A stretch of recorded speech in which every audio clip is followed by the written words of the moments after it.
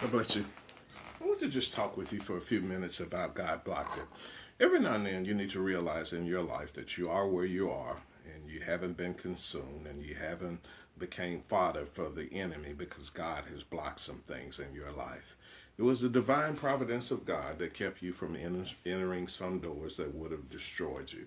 It's the divine providence of God that kept you from seeking things that would consume you. It's the divine providence of God that sometimes got you away from some things that were from some yeses in life. Every now and then, God has to deliver us from the enemy that's in a me and in a you. That God sometimes save you. The Bible says in one passage of Scripture that it's the glory of the Lord to conceal a matter.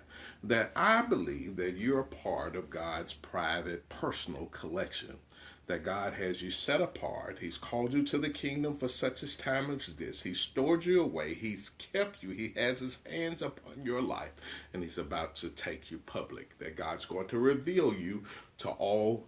God was literally waiting for you to have the character. You know, he knew that he'd be able to take you to wherever he wanted you to go, and he also wanted you to have the character to keep you there once he took you there. Literally there's been the hand of God that has blocked some things from us. That God has been the refuge. He's been our shield. He's protected us from some dangers that were seen and some dangers that were unseen.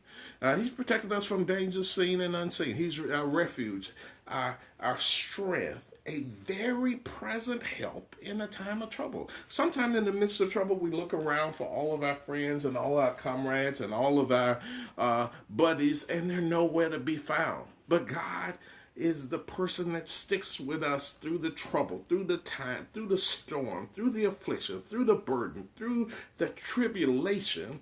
And literally we are where we are right now because God blocks some things in our life. He takes it personally, what he said in Isaiah 54:17, that no weapon that is formed against us shall prosper, and every tongue that rises against us in judgment thou shalt condemn.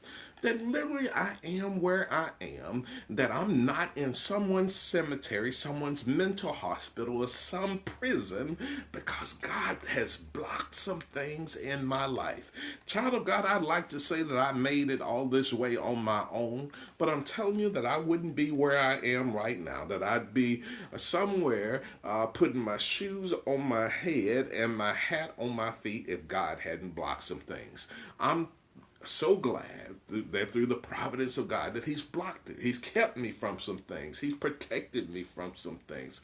He protected me in the storm. He protected me in the rain. He protected me when the sun is up. He protected me when the sun is down. He's got me covered through all of the seasons, and he's going to even keep me into my due season.